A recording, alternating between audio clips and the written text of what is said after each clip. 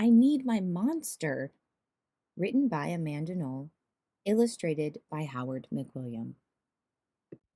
Tonight, when I looked under my bed for my monster, I found this note instead.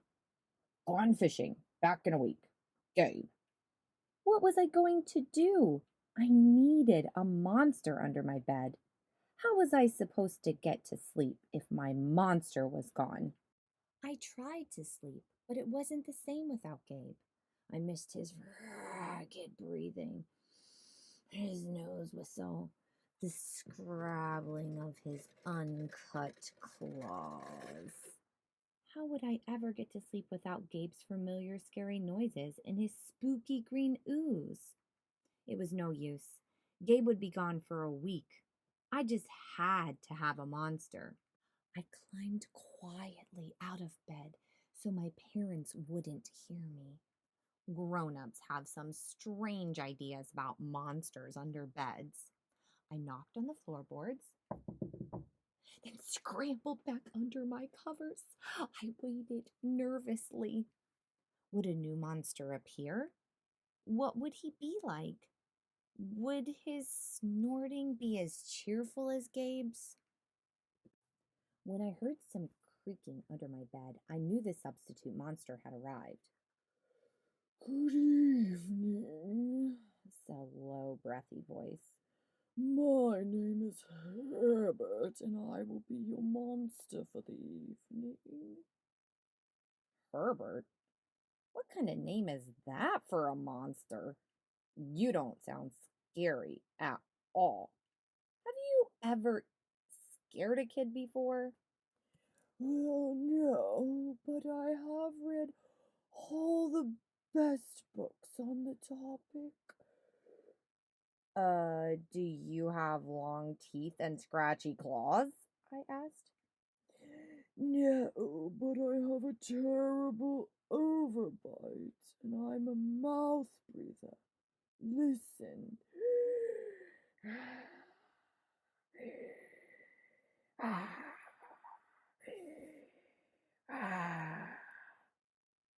Herbert's panting was kind of scary, but it wasn't enough for me. Listen, Herbert, I'm sorry. I just don't think this is going to work. It's nothing personal, but I really need a monster with claws. Picky, picky, Herbert complained. As you wish, I'll go.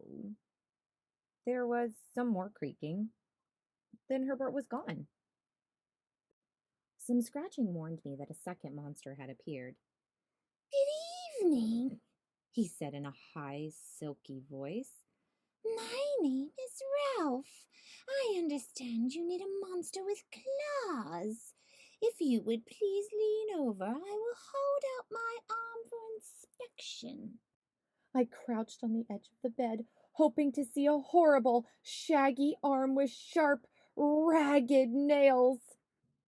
Instead, I was surprised to see sleekly brushed fur with smooth, shiny claws. Excuse me? I don't mean to be rude, I asked, but is that nail polish on your claws?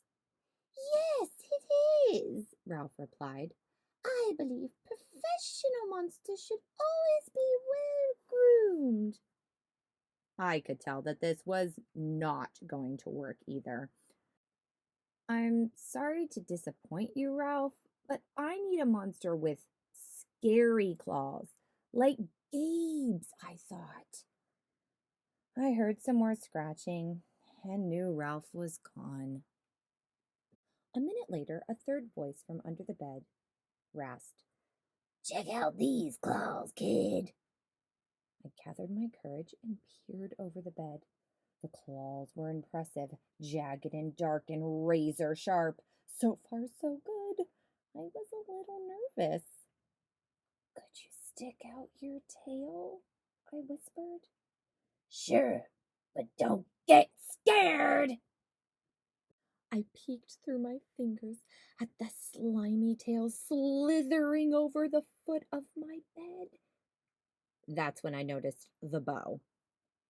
Are you a girl monster?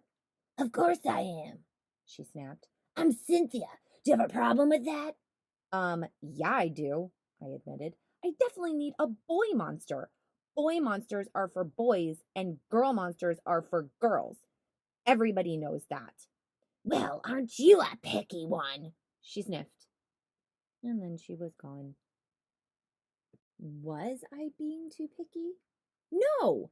I knew that my monster needed to be well clawed and menacing. The whole point of having a monster, after all, was to keep me in bed imagining all of the scary stuff that could happen if I got out. Then I heard a shuffling noise and some slobbering.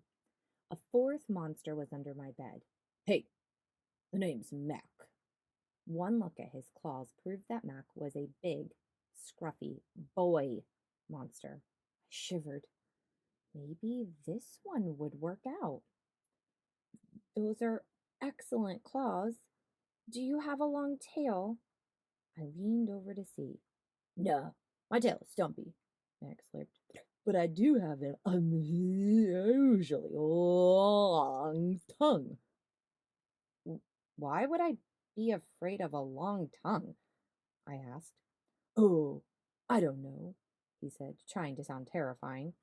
You never know when I might lick ya. I fell back on my bed laughing.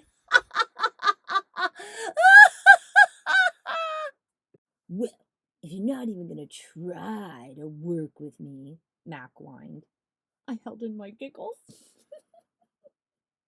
I really don't think you should send me away, he warned.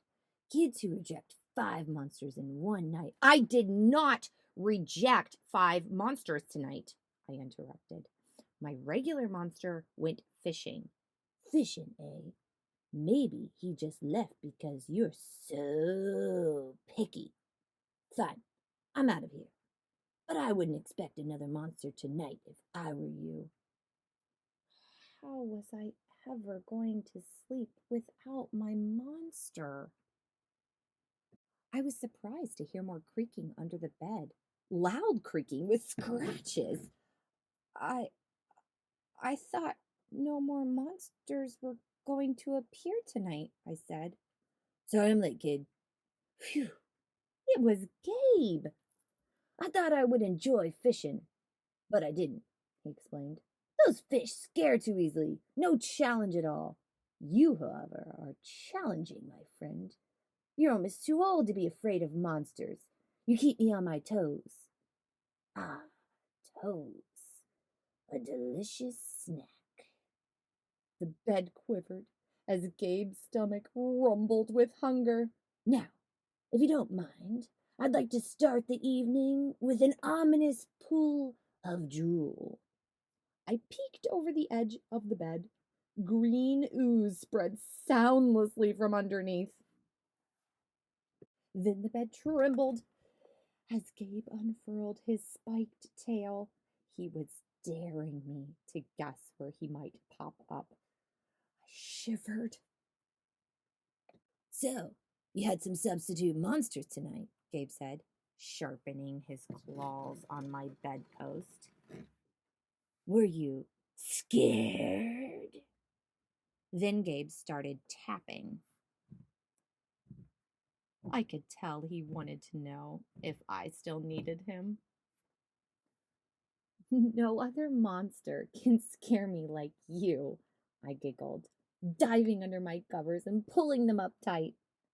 Through the blanket, I heard Gabe's soft, comforting snorts. Ha! I knew it. We're made for each other, he growled. When my blanket started to slip off the bed, I knew Gabe was ready to eat. Now, if you could please stick out your foot, he said, I'd like to nibble your pinky. I yanked my blanket back up and scrunched my feet in so Gabe couldn't get them.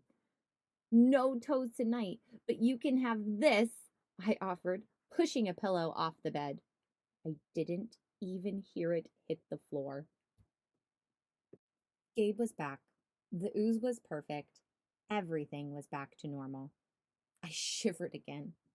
I'd be asleep in no time.